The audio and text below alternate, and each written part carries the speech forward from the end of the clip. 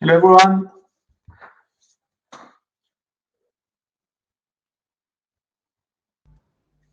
Hello. Hello.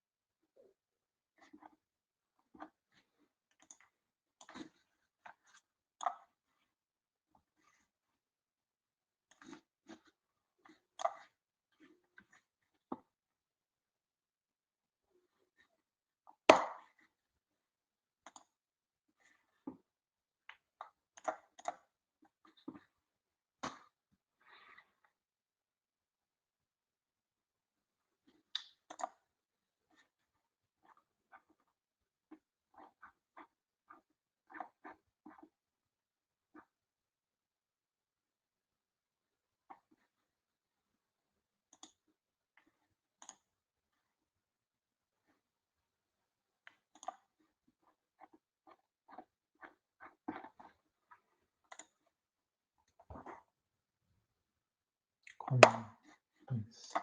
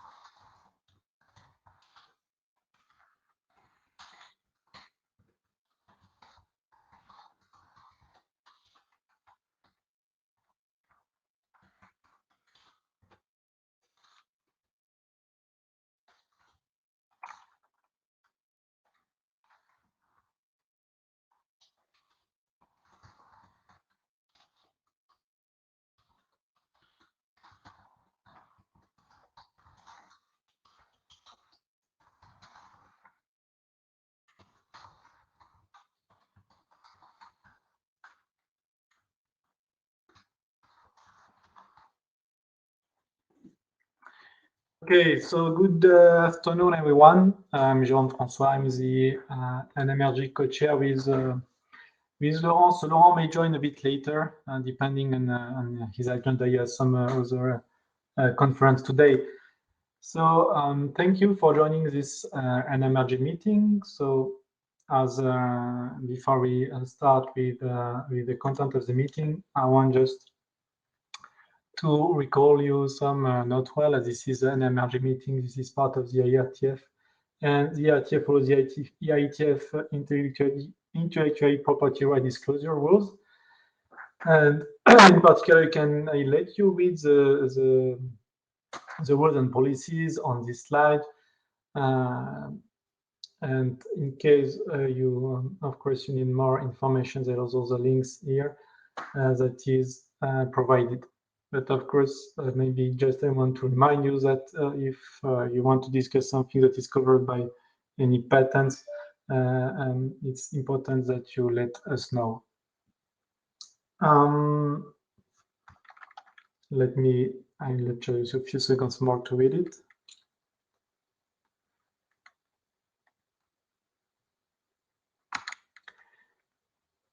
So Also, just to remind you that there is a privacy and code of conduct that, of course, you must be respectful from each other during our discussion. This is important. Again, here you have some links that you may consult if you want more information regarding this privacy and code of conduct, and also link to the, in particular to the RFC as the last item.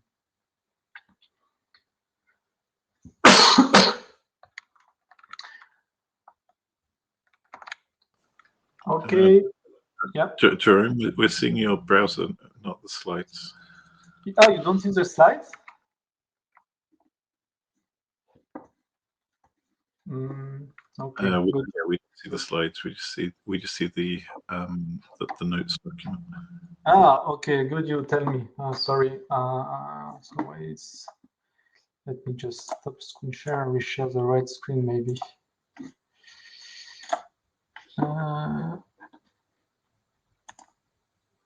Maybe we just share full screen. It should be easier. Which is in that case that one. I think it's okay now. Is it?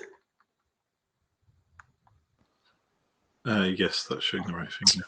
Okay, so just maybe I just go back to the different slide just to show you the note one. So the first one that I mentioned about intellectual property, so I'll let you read it.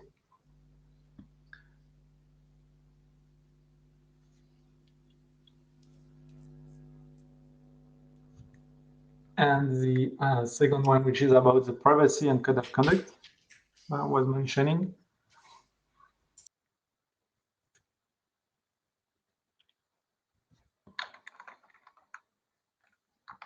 And no, I just want to remind you that so NMRG is a research group. So the main aim is not to develop standard per se. This is, of course, we can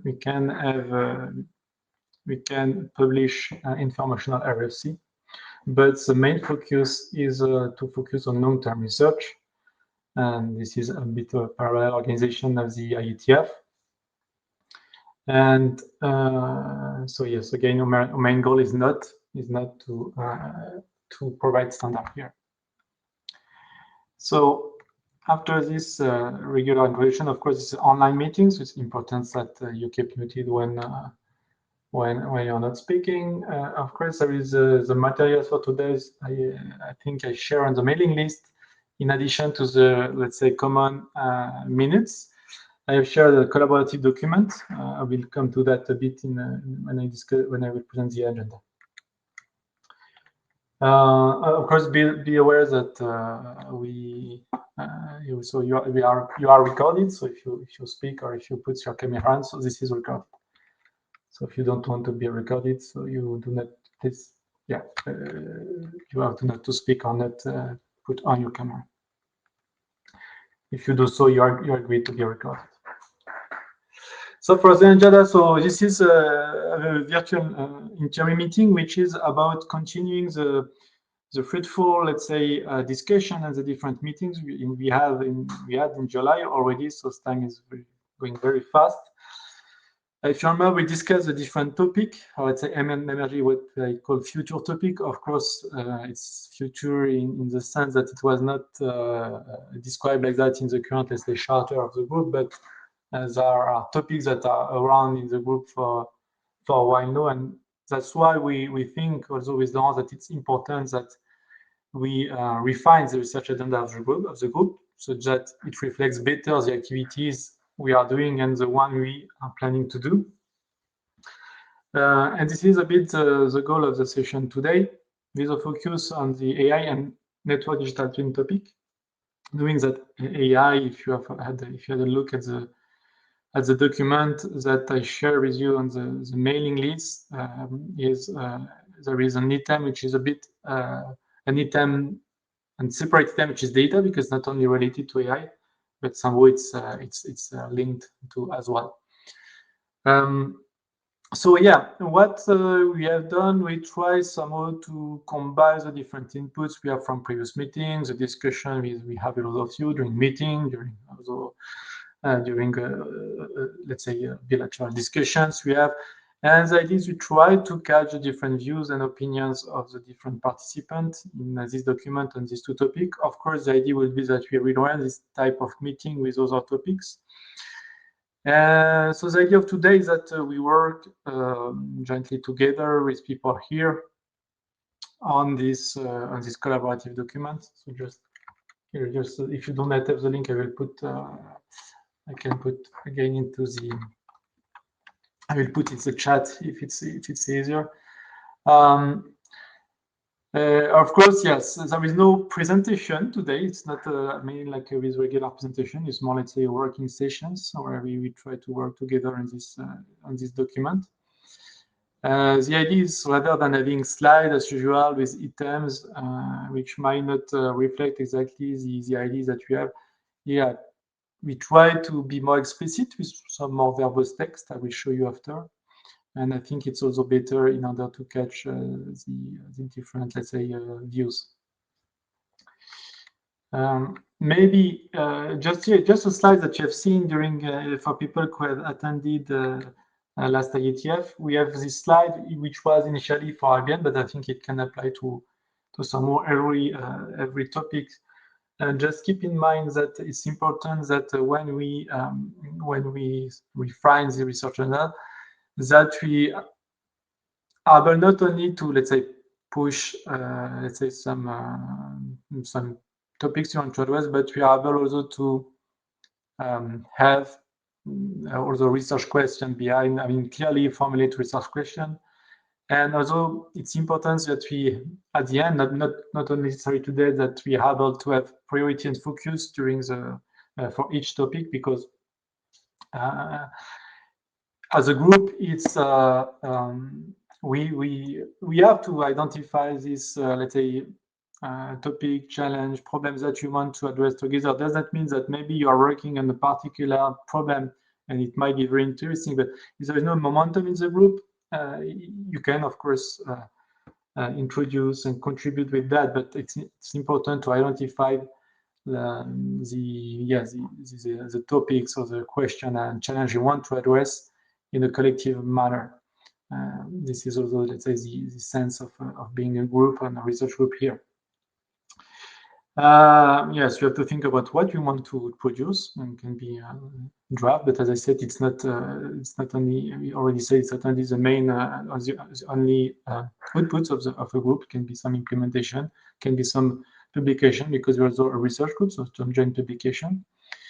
And also always thinking about what happened in the other communities, because we are not alone. There's also groups, I mean, in different communities, in other, let's say, standardization organization, because I wrote this kind of research group with some other, but also in research community purely. So I think it's important that we keep in mind all of that when you are refining a research agenda. Okay, so let me now take the collaborative document directly for today. So we'll put the link in the chat if you do not have the link.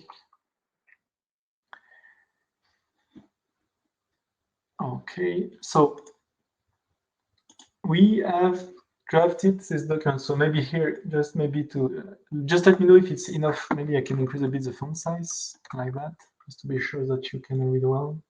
Don't need the right panel actually.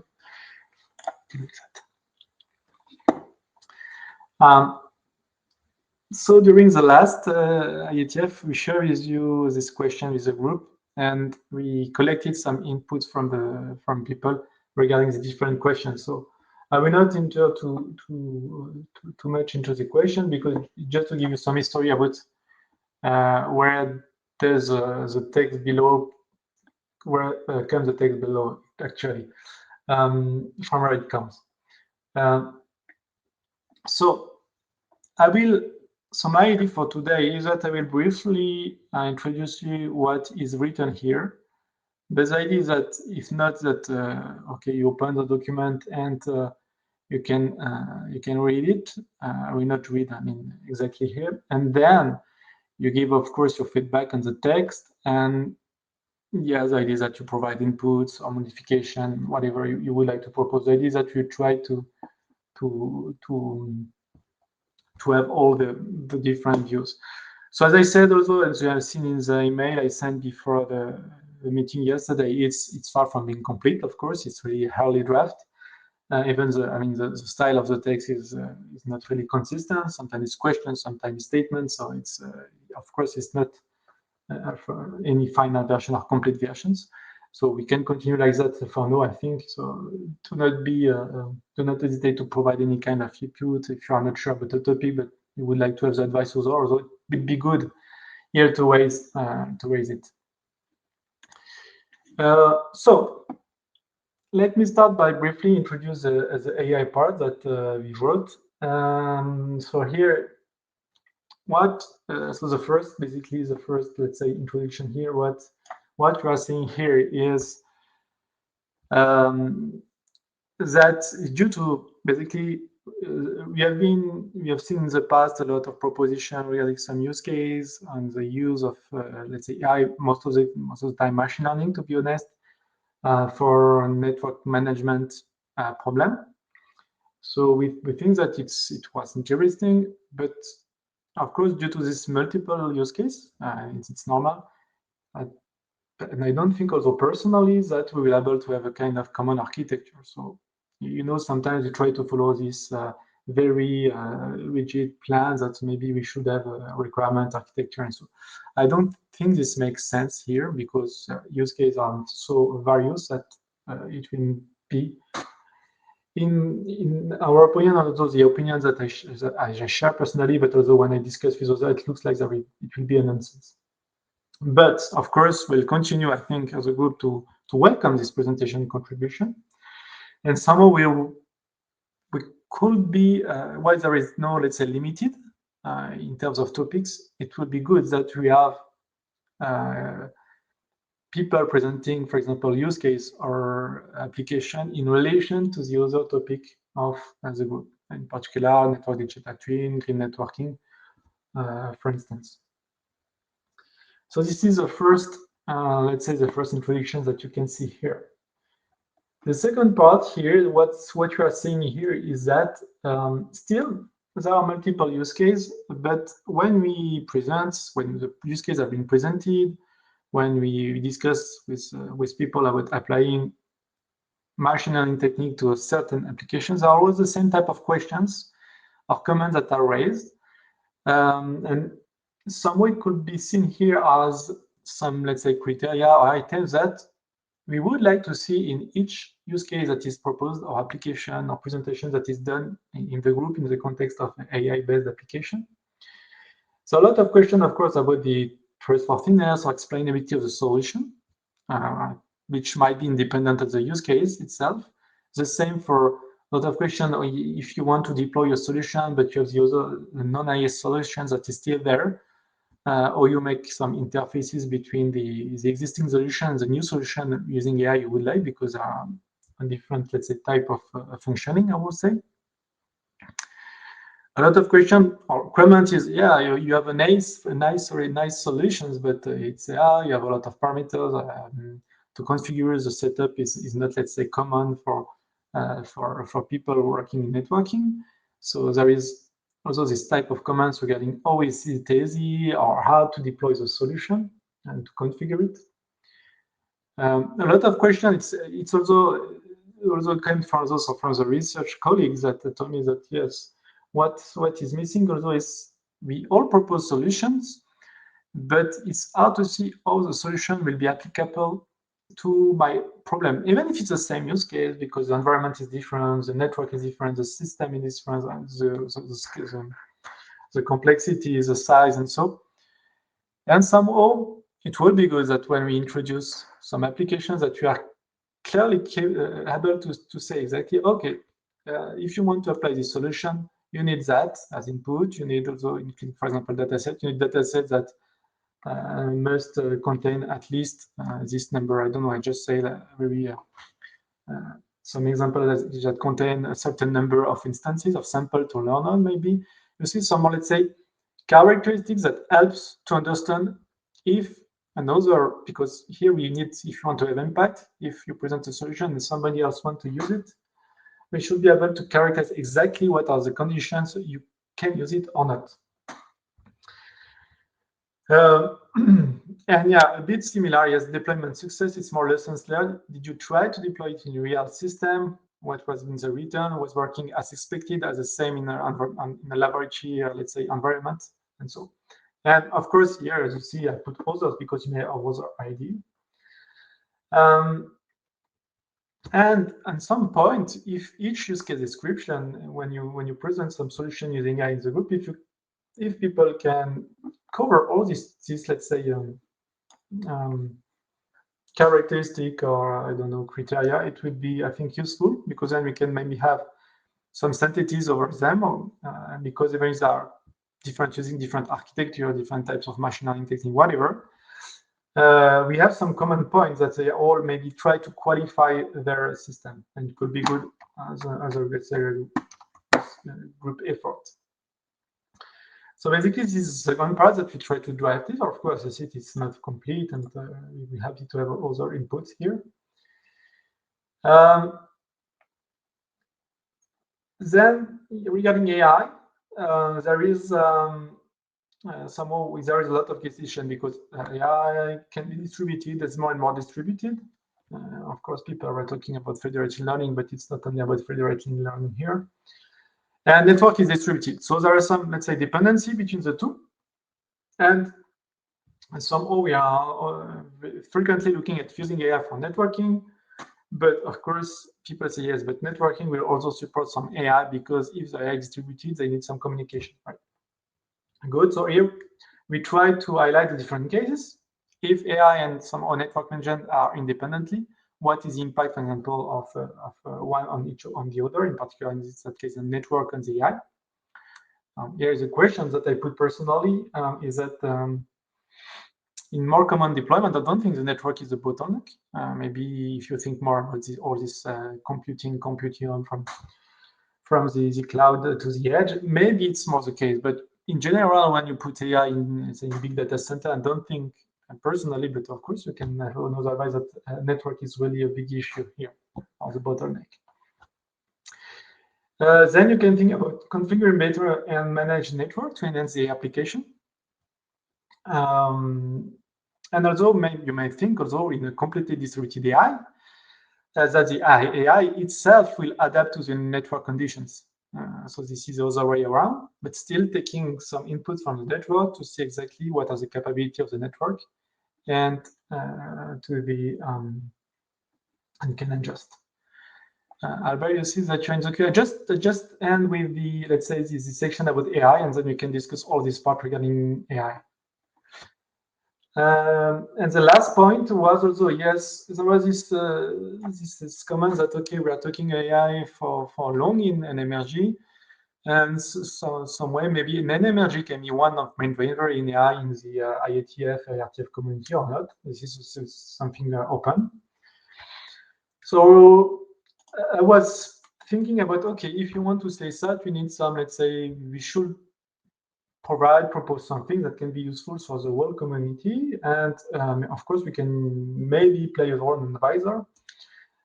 For instance, when we have all these criteria explained before, maybe this applies also to other research group or other group in general. And maybe we can think about, say, AI considerations, that if you propose something with AI, you should also cover this different aspect, because it will be important. We tried in the past a workshop series on AI. It was not very successful because it was hard to attract people. Maybe rather than inviting people applying AI for network management, something that you have in mind for a while, is to maybe more AI expert, but it's of course not so easy to convince them to present, but maybe to present advances in AI technologies that can be interesting for us, like yes, new architecture, hardware libraries. I don't know. We need more ideas here if you want to try to continue to propose our workshop. But knowing we have not been successful till now in this, let's say, in this goal. Okay. So this is all what we have for starting for AI. Of course, then there is a data part, but I want to address this separately. So I will let so Albert, yes, you can comment. Yes. Hi, Jerome. So this is a more question. I was not on I missed the previous meeting, and my question is: in this case of federated learning, you are considering that AI is an independent application, and the network is being used for communicating the AI application, but the AI application is completely unrelated to network management, right?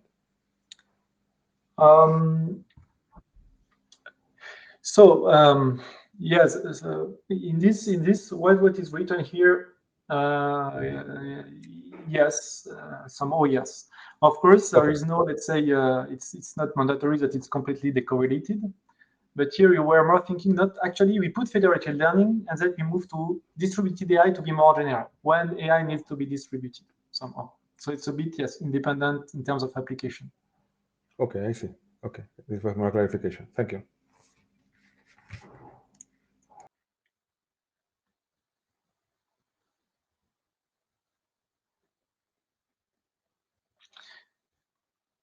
Yeah, Christopher? Yes, hello. So just one thought on this subject, AI. I mean, in one of your mails somewhere, I think I saw something about, sort of positioning AI as a technology. In other words, it's kind of a horizontal versus vertical relationship to other topics, right? I mean, AI can be viewed as a technology, and it's a technology we may apply in different specific problems in network management, right? To me, it's helpful to kind of have in mind the control system or closed loop picture, right? Where do you need what I can bring in that picture, right? I mean, in analysis, the sort of translation of data to useful information, potentially in the formulation and selection among action options, the sort of decision process. So, I mean, different things that we might work on sort of map to different tools in the automation, the closed loop, and by extension, the general management and control framework. So, I mean, I would sort of see a logical way to proceed is that there's use case agnostic aspects that you can look at in AI, right? They're sort of generic in any of these use cases or applications. What are things about the technology that are useful? And then there's the sort of use case specific ones where we don't need to focus so much on the technology, but we're drilling in on, what's the utility of the technology in a part of the network management and control puzzle, right? There ought to be common questions and answers about the use of AI. There ought to be something about a template that, if you sort of view AI generically, what is it you need to sort of specify or answer about the use of AI in a given use case? That's something that you could sort of push off into the use case camp. And then you can independently come up with a list of questions about, what do you need to solve or learn or whatever it is about the technology itself that's not dependent on those use cases. I mean, to me, that kind of division should sort of suggest what's in a generic AI exploration topic and what's not, what belongs elsewhere. Just a thought. Yeah, thank you, Christopher. So, yeah, if I understand well, because there was a lot of different ideas, I think here. So from the use case, yes, I agree that there will be some question which are use case agnostic, I would say. I think it's a term that you use, some, if I remember well, and some which was more use case specific. Yeah, so the idea will be here, at least what we try to somehow summarize, will be to maybe more focus on the use case agnostic parts in terms of, let's say, a common maybe templating. But use case specific is in general also good, not directly because it might be useful for others as well, even if it's, I don't think this, I know to say that it's, I think it would be good to still to present the use case, let's say specific, maybe requirements, outputs, whatever. I think it can be very various in terms of impact and implications. Further, it can be very useful, but somehow we should try also, yes, to extract what is use case agnostic and that can be maybe apply or useful, not directly apply, but still useful for the user. I think, is this what you say? Maybe I was wrong. Yeah, no, that's very much what I'm suggesting. There are use case agnostic aspects and there are use case specific aspects. There's an intersection between the two, but there's kind of a logical topical separation there that might be useful to draw on. That's all. Okay, thank you. Yeah, Colin? Hi. Yeah, so I'd just like to follow up on that. I thought that that's potentially quite a useful distinction there. Also, thinking about the slightly broader problem, talking about AI as a technology rather than as a driver for specific use cases. You know, one of the things the document mentions is sort of NMRG as a driver for AI work in the IETF and the IRTF as a whole. I mean, I think there's certainly interesting things that can be done here. I'm just a little cautious about how broad the uses of AI can be. You know, we've already seen papers on, you know, AI for optimizing congestion control in transport protocols, for example, or, you know, AI for routing and things like that. So I think it's probably a broader topic, and it's not clear. Yeah, I think it probably extends beyond the scope of the network management group.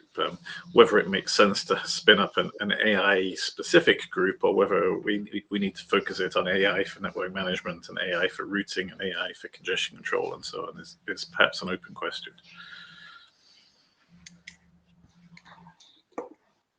Yeah, thank you, Colin, for the question.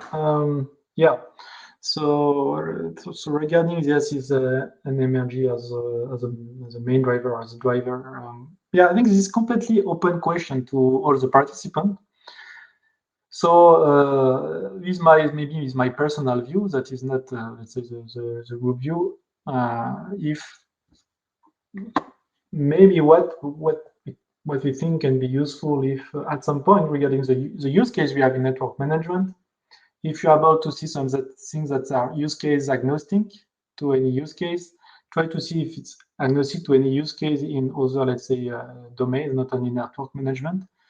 If so, maybe, I think I already say maybe, because it's not at least really mature in terms of ideas, we could provide some, let's say, as I said before, maybe some criteria, requirements that if you propose something with AI, can be good, like, okay, let's see if somehow you have, I don't know, maybe you have to consider what is the condition of use in your maybe document, whatever the document is actually.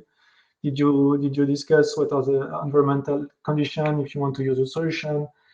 Did you describe if let's say the output of the solution can be explainable or not? It does not mean that it has to be. It means that it has to be somehow assessed. Maybe it could be nice and could be maybe broader than only network management, but this is my view, so it's really personal view. That can be interesting in my opinion.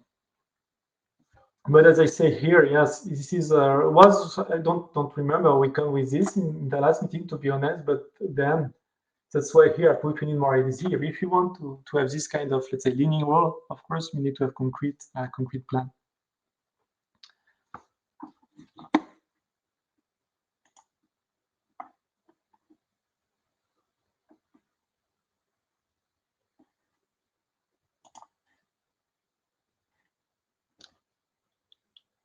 Yes, Jose.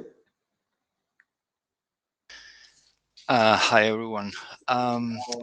Just regarding the list of the meta challenges that you have, and there is one specific one that says conditions to use the proposed solution. Yeah, the inputs needed. I think there are not only conditions for the solution to just work, but there is also conditions for high performance of the solutions. So if you think of AI that requires a bunch of data, then there is a requirement, an additional requirement that you need to collect this bunch of data. And there are specific situations in which some AI algorithms are not gonna perform well just because of the data they gather or whatever. So there can be challenges on the type of input that you need to gather for something that works in one case study to work in a different case study. So maybe include that somehow there. So if I just try to somehow online try to retrieve, of course, then you need some rewriting in regard to the expected performance. So yes, it's not a binary, let's say, conditional requirements. So it's what you say. It's depending on what you want. We should be able to say that if you want a high performance, I don't know what is the level of mid, low, or whatever. If you're able to set exactly what are the requirements and which performance you can expect, because the solution can be used in different, let's say, ways. And it can be useful in different ways, but of course, you have to be aware of the expected performance you can reach. Is that what you wanted to add, Jose? Yes, exactly. So to give another example, there might be requirements around the amount of network resources that you need to dedicate to, I don't know, gather enough data for this AI to work, for instance. So these kind of requirements. But yeah, exactly that. Yeah. So somehow here we could maybe it would be good as we put only two, but we should have more example on what could be requirements. Of course, this is more, let's say, I would say use case specific, so exact type of requirements, but we could have more example to illustrate it, right? Yes, another related question is about generalization. Not all the models can generalize well to other networks or other studies, right? So there might be some assessment on how a specific AI for network management can be generalized to a different setup. Okay, so yeah. Another. Yes, I think we could link to that. You see, I've seen gap in research versus real deployment because in some of this, I think, but of course you might have to rephrase it.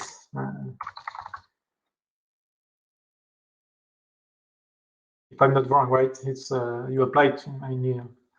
With your, let's say, research platform, it's research data set, and then you go to real data and it does not work very well.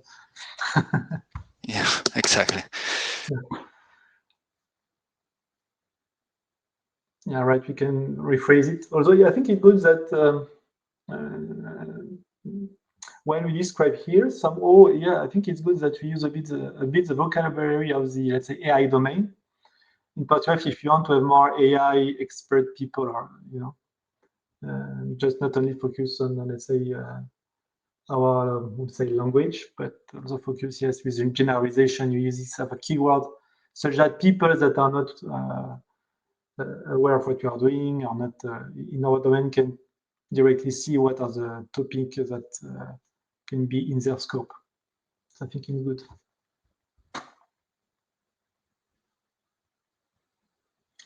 Albert, please. Yes, thanks, Jerome. So I wanted to insist on the generalization issue, which I believe is a very important aspect of applying AI to networks, and that we don't pay enough attention. And maybe one of the reasons why we don't pay enough attention is that we are not conveying in the right way why this is a problem in networking. Um, so let me try if I can make myself clear. So generalization means that one vendor produces one solution, and that this solution will work in many different customer networks. This is what generalization means. And if I understand that for many people at IETF, this is exactly what vendors do. So this is inherent to what vendors do, right? Whenever they produce a solution, the solution typically works exactly the same solution in many different customer networks. But in AI, this is a very important challenge. And building a solution from a vendor, let's say, that works in many different customer networks is extremely difficult. If you don't do that, what you need to do is you need to train on the customer network. And training on the customer network, in many cases, is not possible. And a good analogy is self-driving cars. If you Sorry, what's that mean? It's what, Albert? driving cars. So whenever we will, in the future, I don't know when, we will buy as a customer a self-driving car, our car will be able to self-drive in our city. And we should not train it as a driver. We don't have to train it, right? As a customer, we don't need to train the self-driving car. It is given to us already trained. Because training, it's extremely difficult, and in many cases, when I'm now moving back to computer networks, training an AI solution, a network management AI solution for my computer networks means that for instance, that I need to generate data sets where the network is broken. Otherwise, the AI is unable to understand what a broken network is. And doing that in a customer network, in a production network, is not possible. So I don't know if I make myself clear, because I was insisting on this many times, and I don't know if I'm very successful. But I believe that generalization, as Jose put it, it's very important in AI for computer networks. Very important and very difficult. So yeah, I try to put here. Of course, then you can also complete this document directly.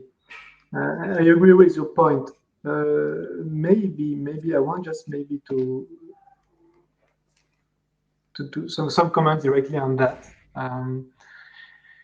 I agree that you should, for instance, yeah, when you have a solution, you sell it to your different customer network. Still, I think in many cases there is some tuning and customization. So if you do by analogy, some configuration of your solution can be seen.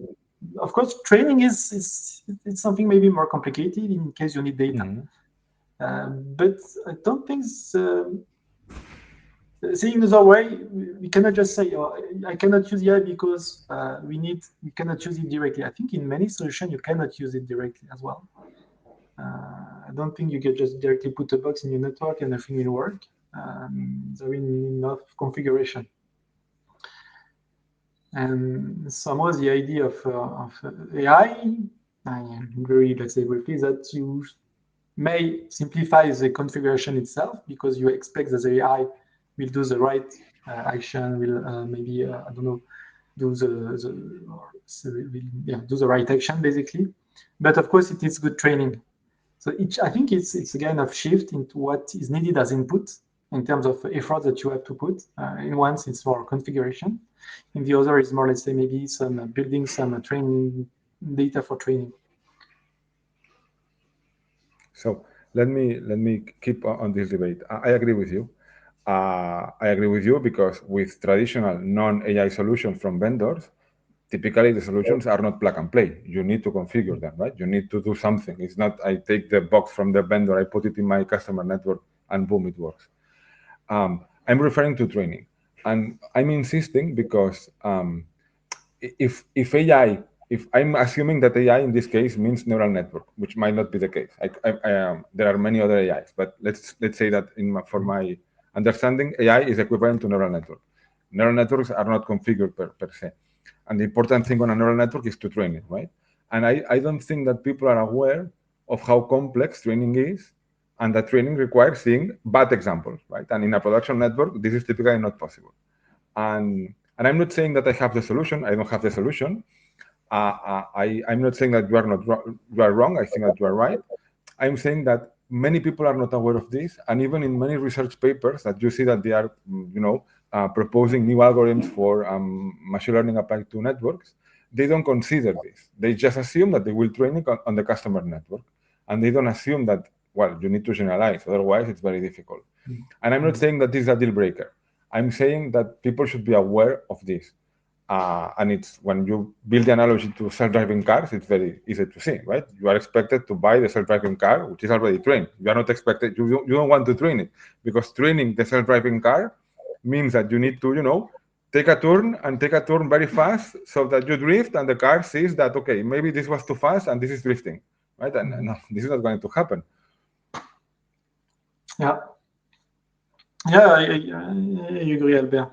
So I think here, yes, we maybe have to refine all these points regarding generalization deployment. I think also something related to the complexity of configuration for real deployment, but also it's in relation to that. So maybe my question is to you, Alberto, is do you want to see this as a particular topic? Because here's only somehow what you expect to see in the use case. But do you want this particular topic of, let's say, generalization issue to be one topic in the research such that we should have contribution specific to that? Is this something that you want to see in the use case, or both? I don't know. That's a good question, Jerome. I don't know. My thought was honestly because Jose Camacho mentioned it, and also in line with your comment on trying to be. So let me check the document again. The main driver of AI at IETF. I understand that this is maybe too ambitious. I got a Colin comment. I understood it, but this triggered some thought in my mind. And if I had to advise to people buying or using or deploying or considering AI solutions in network, one of my first advice will be think about training, okay? Be aware that training is very complex and this is not covered. So this was my line of thought. I don't know if this contributes to anything. Okay. I'll just put a note here as well.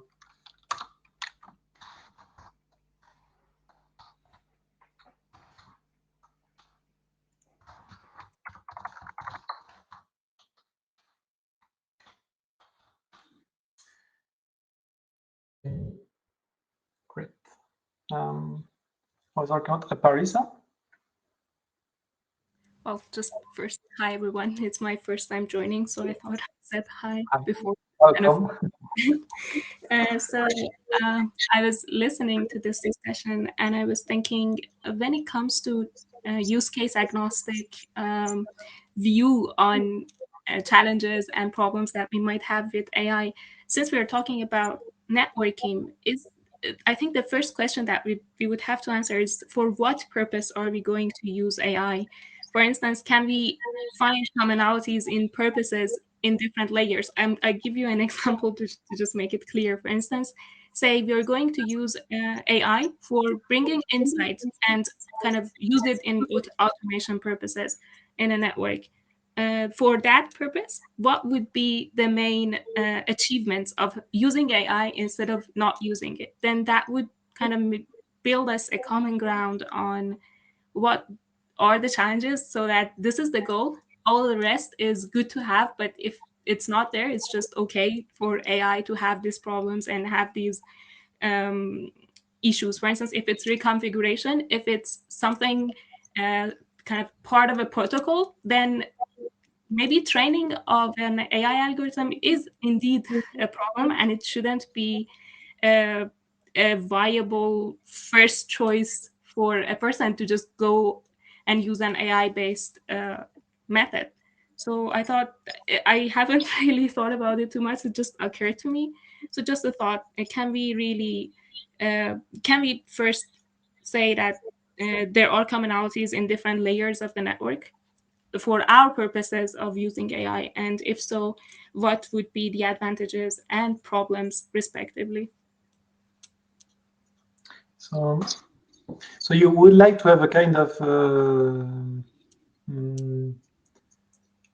comparison of AI versus non-AI for the different types of application, different that we have?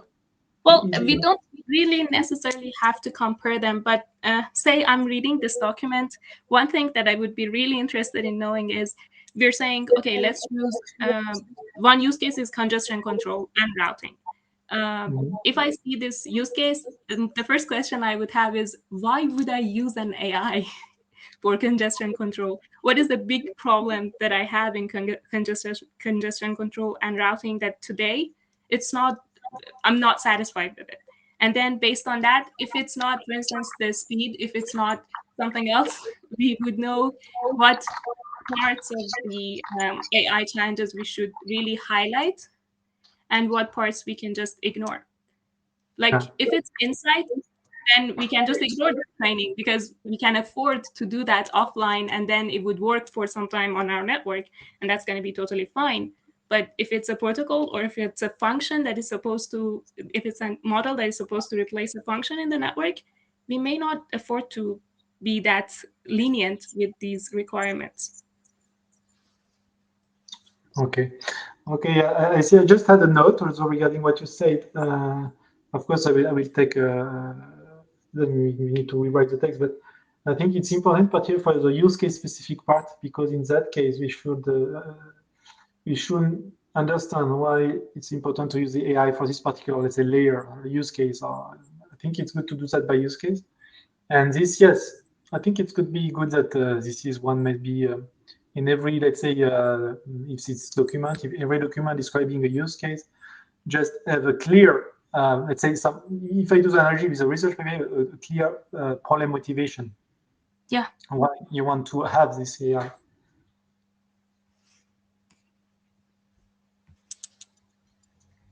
Okay. I'm just checking also the chat. Okay. Any other comments?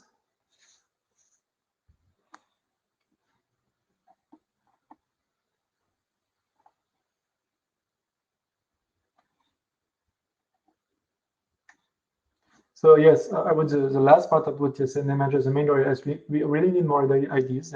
With the comments we had, if you want something to have something beyond NMRG or network management scope, we have to provide more concrete something it's plan or agenda here.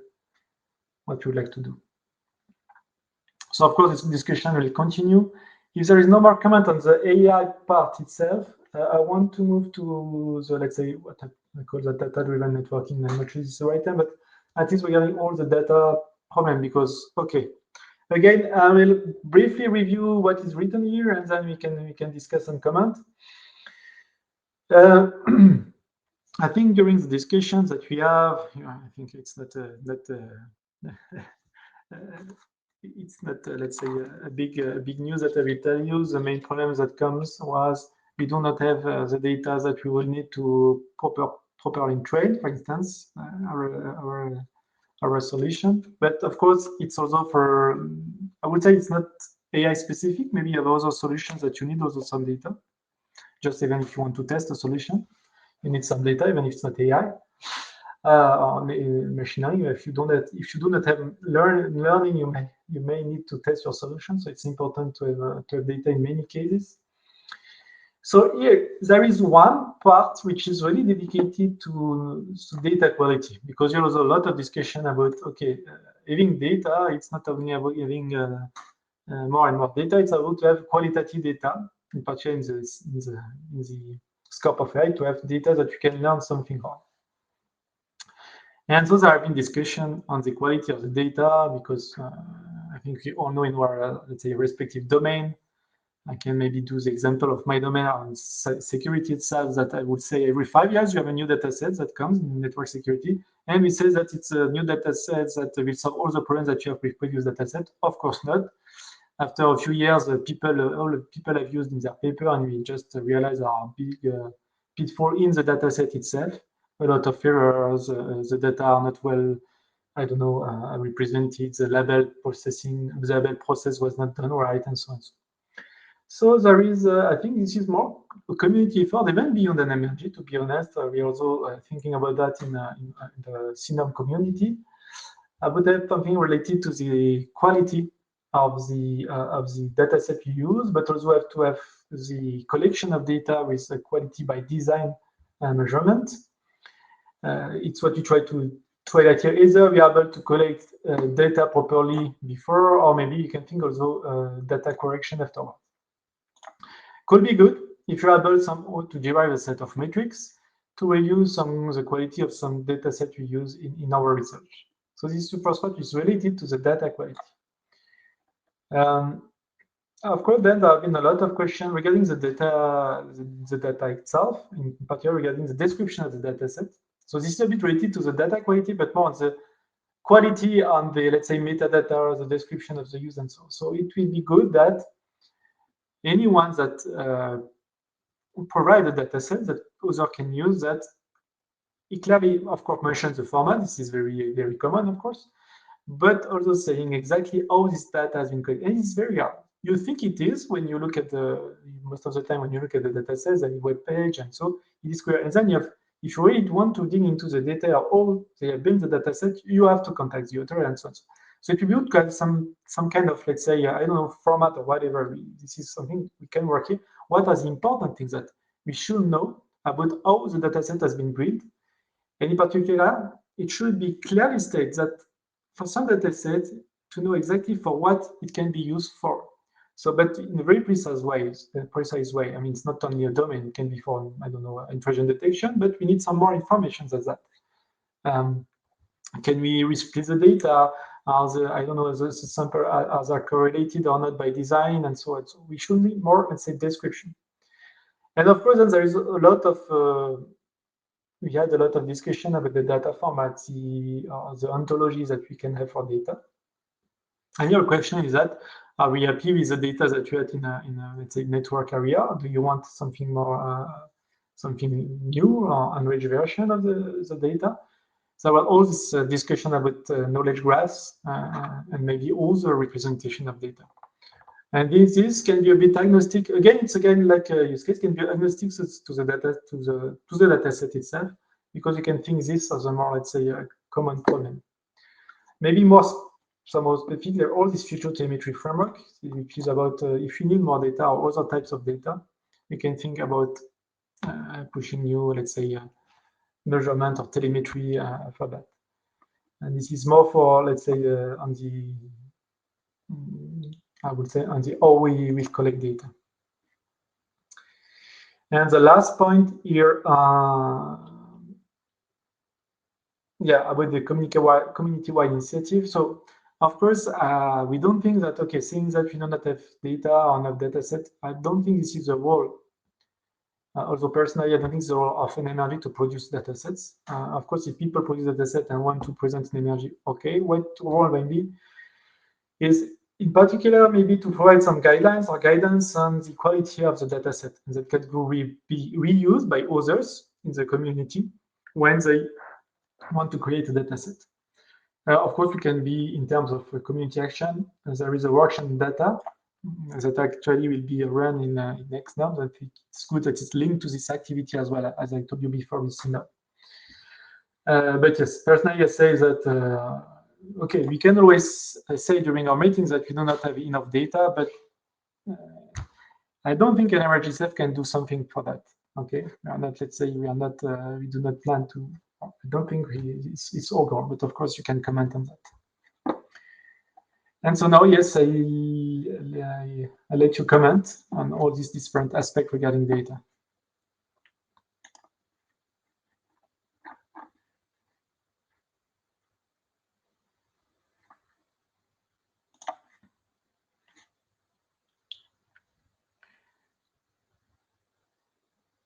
So any comment? No?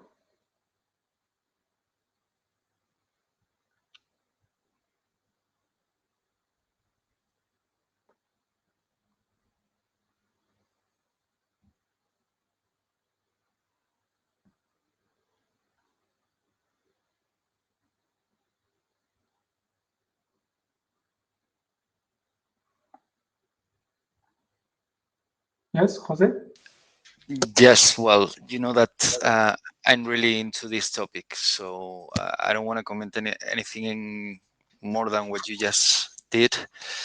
Apart from one question, why did you separate the data set quality from the AI part? Because I understand somehow why you are separating it. They are kind of two different topics, but they are so intertwined that maybe I don't know. So can you explain why you decided to make this separation? Yeah. Yes. First of all, yes, these topics was discussed when we discussed the AI topic in previous meeting. So why I separated? Of course, nothing is final here. So if you want to have data in the AI part, it's okay. Why separate? Simply because yeah, someone told me that I need data. I don't have any AI solution, but still I need some maybe data or that I can apply my solution and to see how it works with this data as input. This is, but I know that this is very linked to AI. Personally, I don't think there is a big how to say. I don't think there is a big issue to separate it. Maybe if you see something that can be a problem, that if you separate from the, let's say, the AI consideration, just let me know.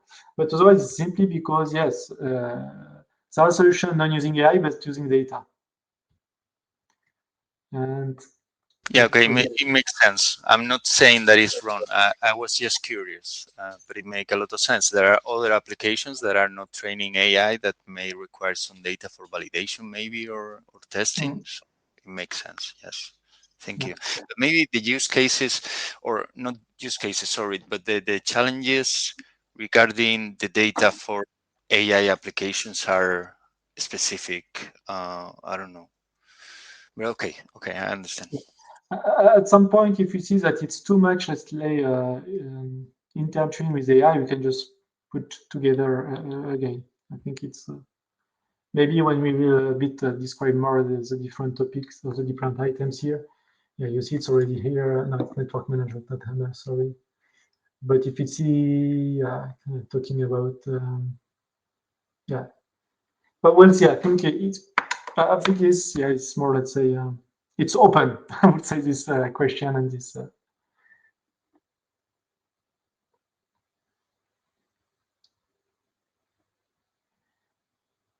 Christopher? Yes, I mean, just thinking about challenges in the general area, and this I apologize if this is already embedded in the list, and I don't know how far this may be worked on in other groups in IETF, but there is a significant challenge around volume of data, right? When you move from the sort of historical management paradigm of, there's a limited number of things that we're keeping an eye on. I mean, data flowing from the network to a management plane, it's sort of bucketized. It's sent at time intervals to a picture where you've got digital twins, you've got maybe AI embedded in things like digital twins and things like control loops, where you get to a much more comprehensive state of instrumentation of the network. You've got in principle, a larger volume of more real-time data that's trying to, that you have reason to want to move between the network and a management control plane. You've got a very interesting volume problem, right? And you have to think about mechanisms to sort of limit, if you like, and manage that volume, right? I mean, there's a lot of things that one could think of in terms of best practices to support that, and ultimately they're going to involve the mechanics of how the network and a management control plane communicate on a data level. Yeah. I don't think they're necessary. You know, they're not insurmountable challenges, and I think there might be quite straightforward solutions. But thought, eventually standardization around them, I think, could be important.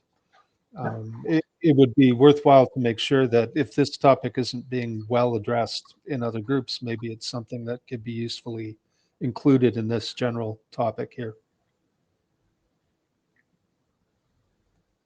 Yeah, thank you, Christopher. I think this is well, was already interesting. So I added here under the future telemetry framework. We'll see at the end that I have to, of course, to extend the table. But I think yes, you're right, and I think this is particularly true. If I give my own comment with real-time data, because here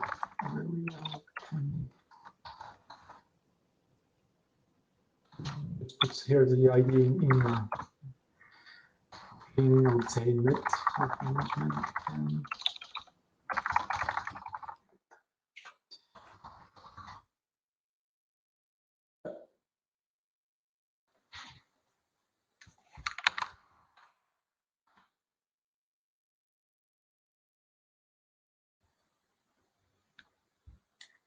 Any other commentary on the data part?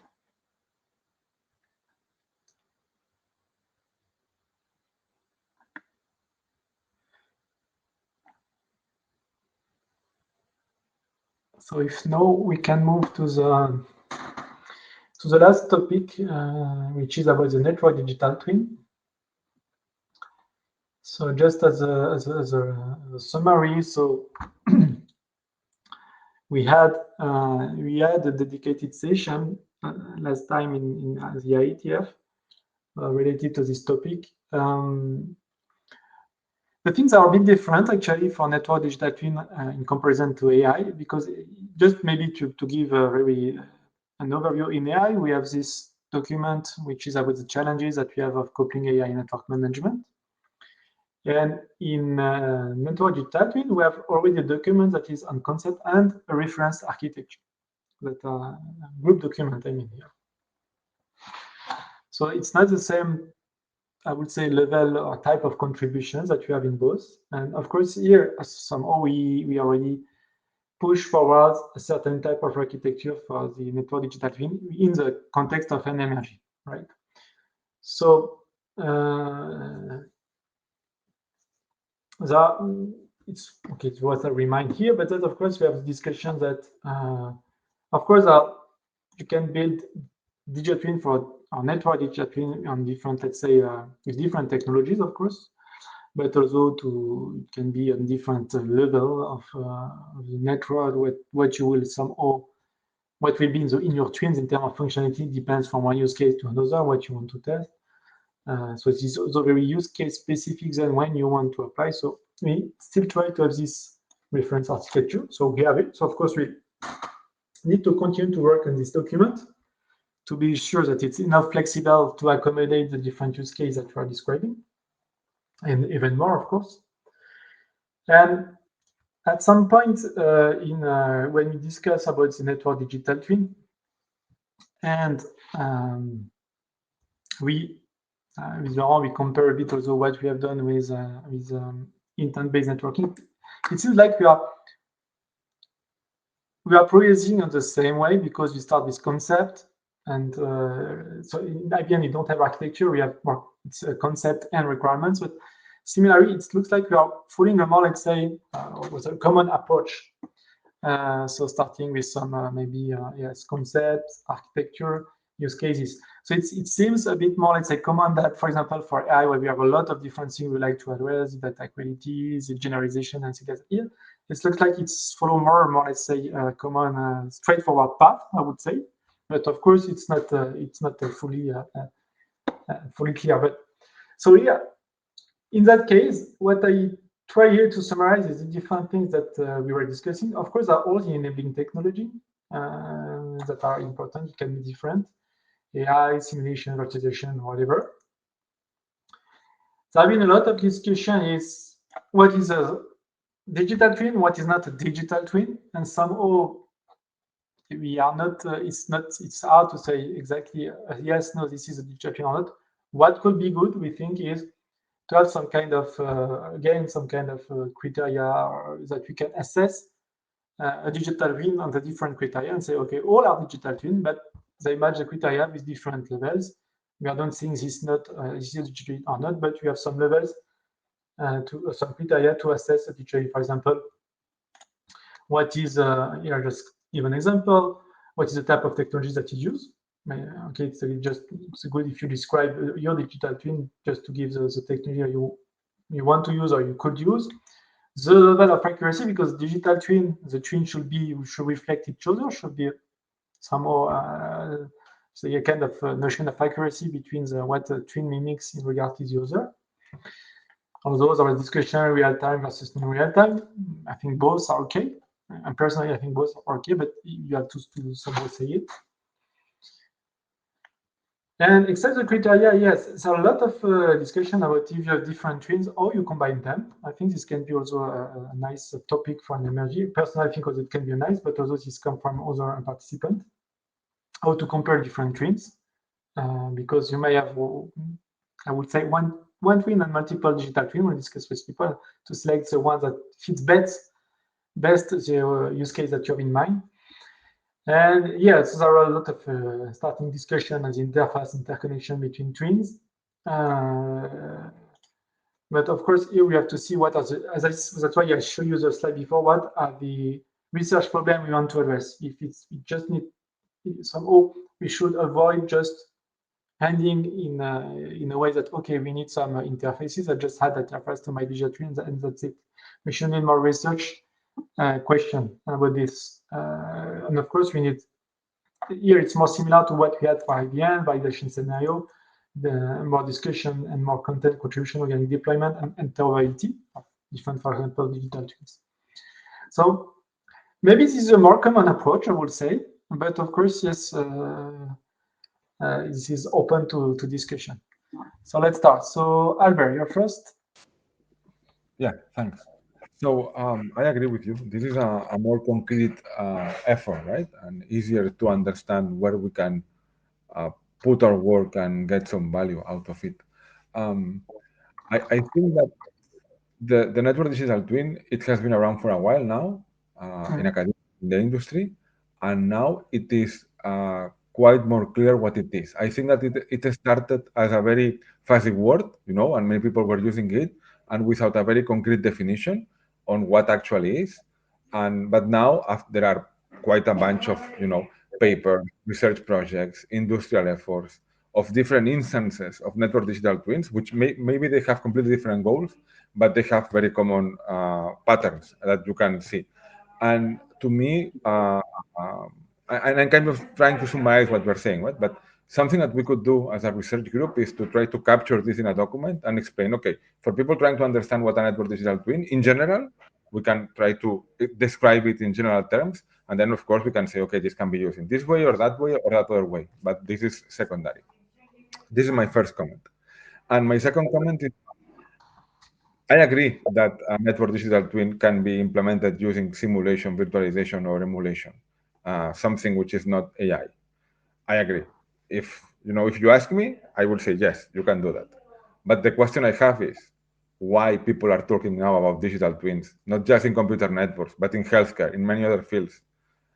Because simulations were there in the 19th and in 2000s.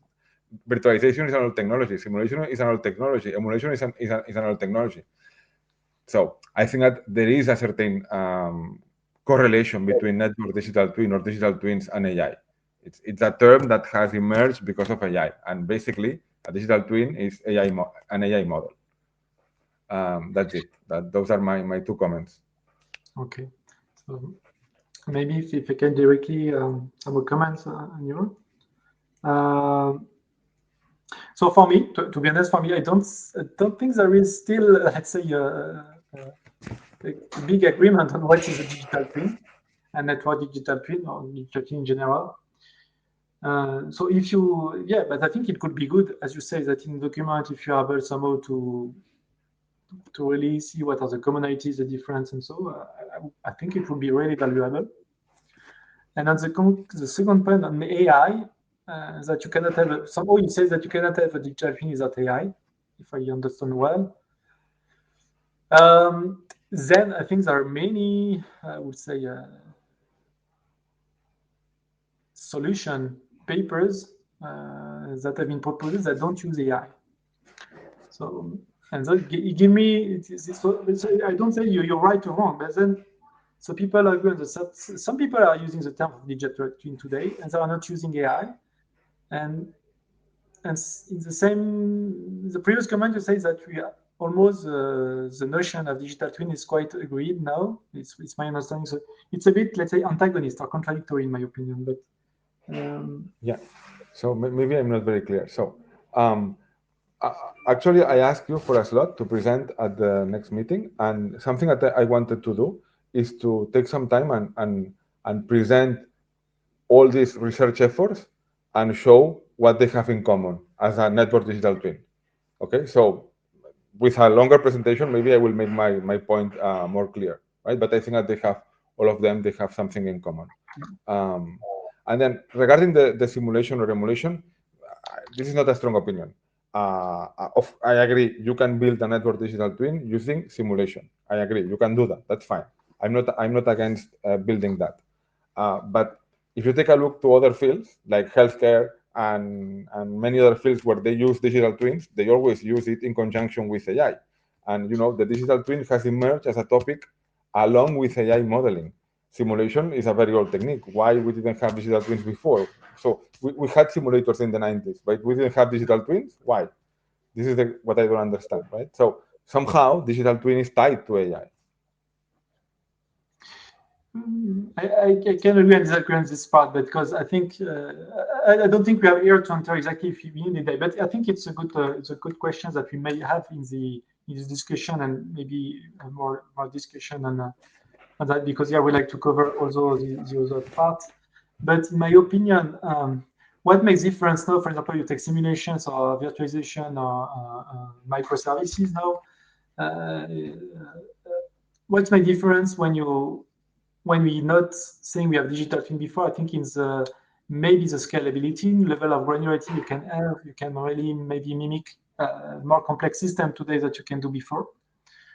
And that my experience that we used term digital, even if, to be honest, I'm not a big fan when was the term digital twin, because at the beginning, a few years back, I was saying that what is the difference? Exactly the same question with what we had before with all type of simulation, virtualization, and things like that. In particular, at some point, I was thinking it's because it's interconnected to the real system, but then some people told me, no, we can have digital twin which are completely, let's say, disconnected from the real system. So I was a bit, to be honest, I was a bit personally a bit lost. So maybe it's good that, yes, I will be very nice to see your presentation in IETF. You are able to see some commonalities. But I think this is really a question. Yeah. And I agree on your comments regarding simulation. I think that your position is very fair. I mean, I'm not saying that you are wrong. I just have a different, view on the technique, but that's fine. Okay, so maybe your other views and opinion. I think that there is Christopher in the queue. So I had two main observations I'd like to make. First of all, I think that, and I think this is a point that Albert also was suggesting what he led off with, right? I mean, we've got an adopted digital twin architecture draft, which it appeared fairly early in the, it's a reference for a lot of people in different organizations that are working on this topic, right? So it was an early piece of work, and I think a very good one. Does it potentially need revision? I mean, we've had the benefit of, across the industry, of a lot of energy over a couple of years now since. Have there been any learnings that could be brought to sharpen the knife, and what was there? And I think that's important, right? That's a foundational sort of work. We need to be clear what a digital twin is. We need to be clear what the architectural implications are for networks, for network management and control systems. Where does the digital twin fit in that picture, and what does it do, right? These are very important foundational questions.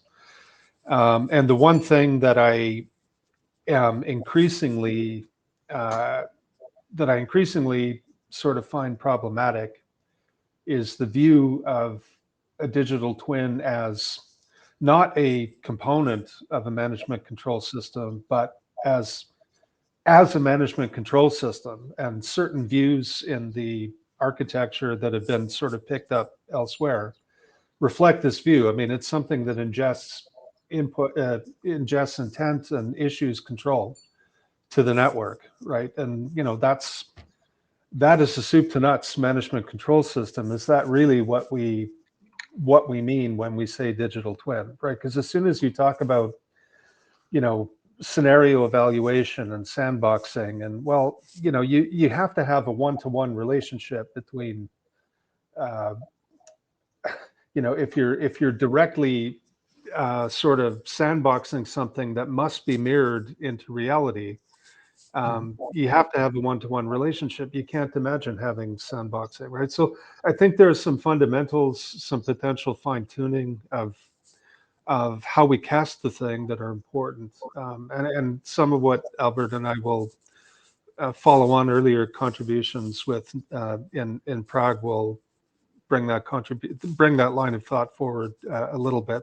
And again, I'm not suggesting that there's anything, it's a very good piece of work. Is it perfect? Could it use some revision usefully to sharpen the knife? Potentially. I think that's worth discussing.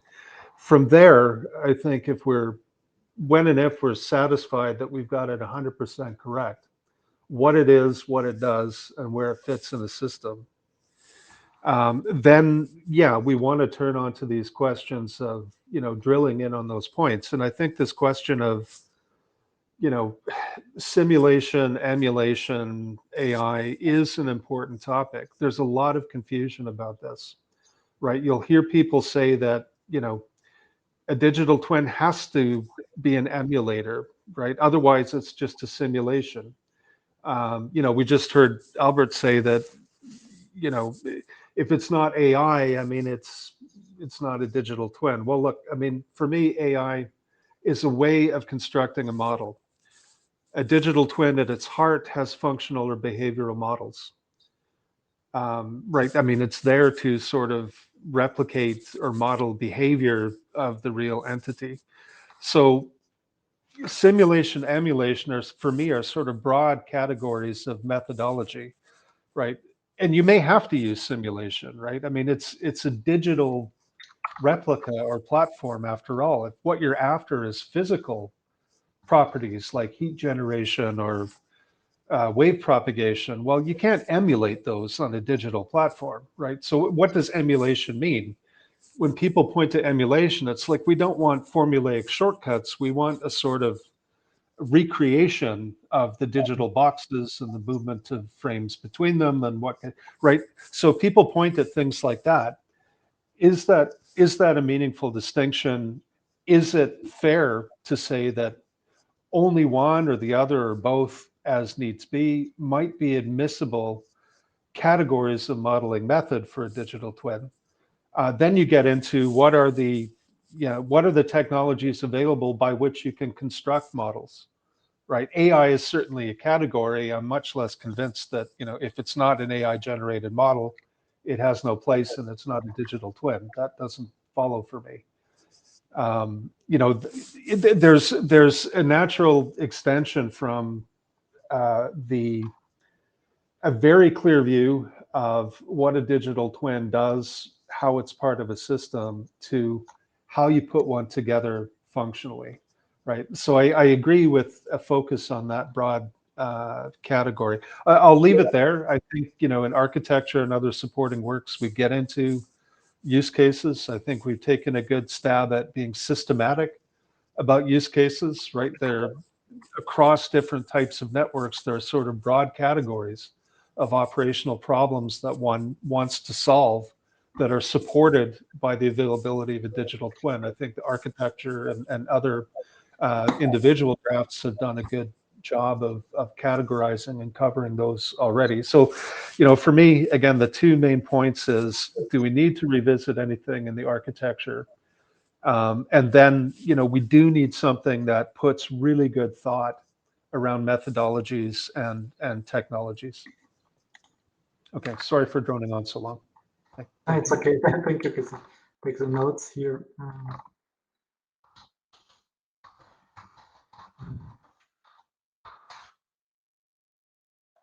I think your comments, question are very good, and it's actually also the right time for all of that, because so of course the document is a good document, and we have now to mature it.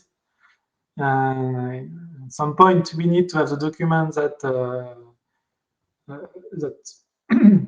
because I think you end up is, do we need to revise the architecture that we propose? At some point, I think this is the right timing, because it's better to have the architecture that you want in the document if you want to pursue this document, because it's time to do it as well.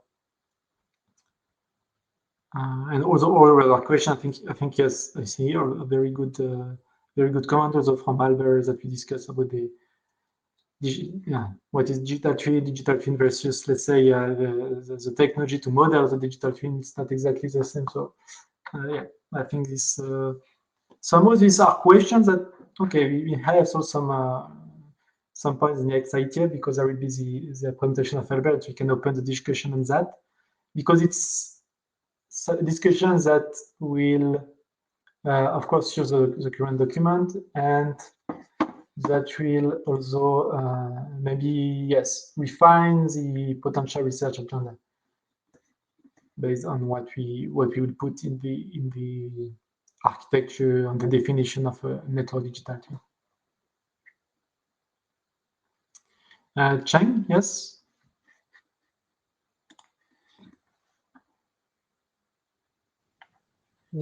Hi, Chair. Can you hear me? Yeah. Okay. Thanks, Chair. I got Albert and Chris' point, and they are very valuable to describe the difference of relation between digital twin and AI. Here, I just want some add several points from my side. I think digital twin, network digital twin, is not is more than AI. From my side, AI is just one of many methodologies or many tools to create digital twin models. For example, we know that different tasks should have suitable methodology for each task to create the model. For example, when we to run some network performance evaluation tasks, so here data-driven AI methodology should be the best tool. But for some functional tests or validation, maybe simulation is better, is a better way. Another point, if we go to want to do some networking reachability test or validation, maybe in this task, formal method should be the best choice. It is of best energy consumption and also most quick speed to converge. So my point is that we need to use various or many methodologies to create a natural digital twin towards many different tasks. So that's my point. And here I see, Chair, you have summarized a very good question. Can we have a digital twin without AI? It's a good question. If we know that digital twin, natural digital twin, can have some different levels, from simple to complicated, from just monitor, just duplicate, replicate to or to help autonomously a network autonomously or auto drive network. So for low level network digital twin, maybe we can have a digital twin without AI. But for some high level digital twins, AI is necessary, I think. That's all. Thank you, Chair. Thank you. Just sorry, I want to add one more point. Maybe some of you have noticed that a new research group named IETF-NMRG have initiated this year just to discuss how to implement the formal methods to some IETF IETF tasks or IETF protocols. So I think it is also valuable to use formal method to help build network digital twin. Some models of network digital twin. That's all. Thank you.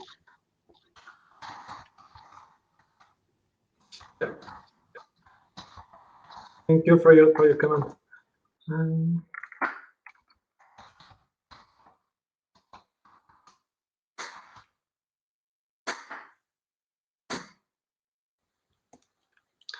Any other comments regarding network digital twin?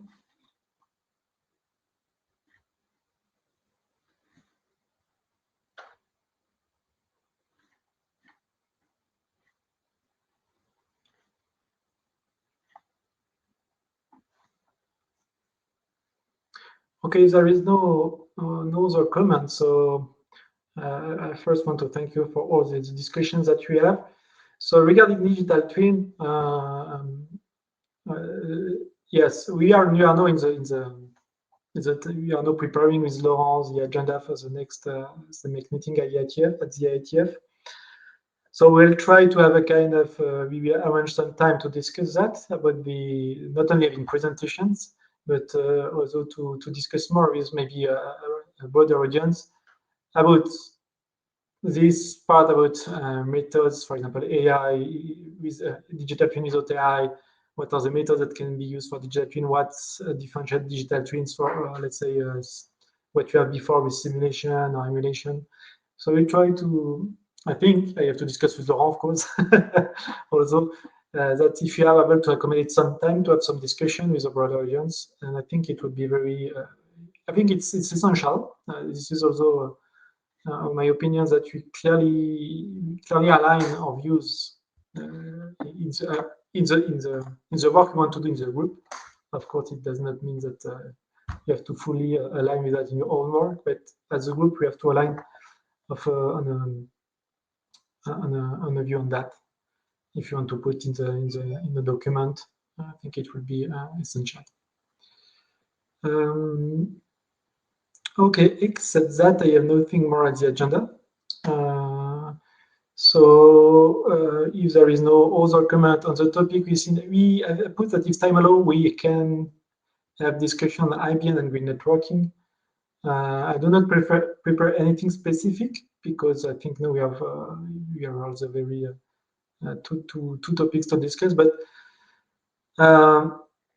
I think we'll try to arrange more time for these two topics, as I said before in the introduction, to have dedicated meeting as well. I don't know, maybe here just maybe for IBM, because for IBM, what I want to say a bit, maybe to recall, because it's something that we say at the last IETF, we have the IBM topic, so intent-based networking topic. For a while a bit, I would say. We have good already contributions in good documents. And what we have for a while, I think we have all these use case documents regarding IBM topic. I don't put here, but there is always this question, and this is our, let's say, recurrent question, is that what we should do with all this use case document. And of course, this needs some. If you want to somehow to close a bit this topic.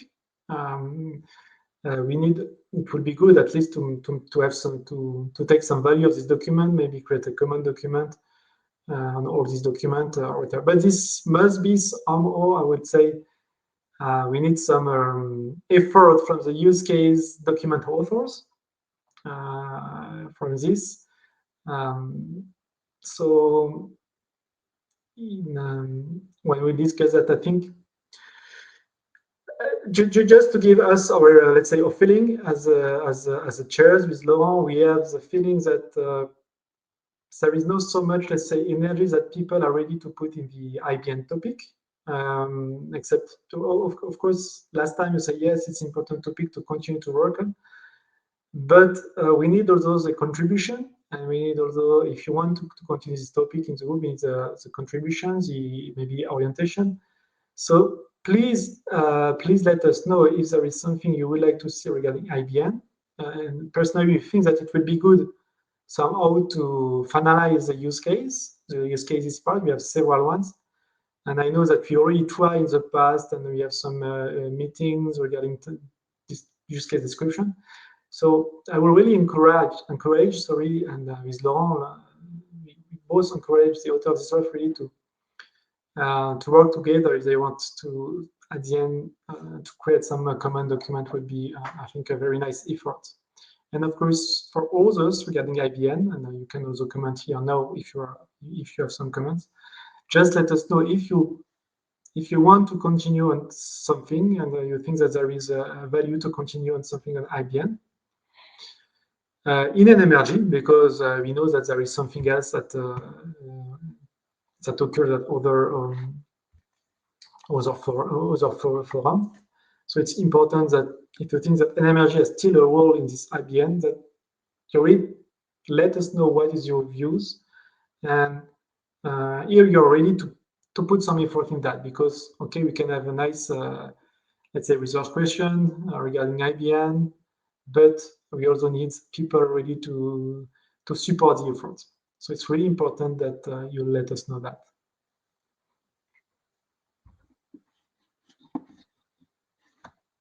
Any comments regarding IBN? I think we have some people from the use case here, right? Yeah.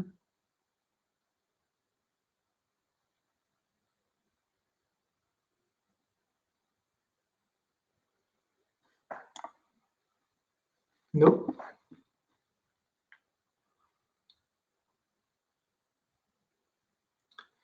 Okay, so in that case, I want again to thank you all for the discussions.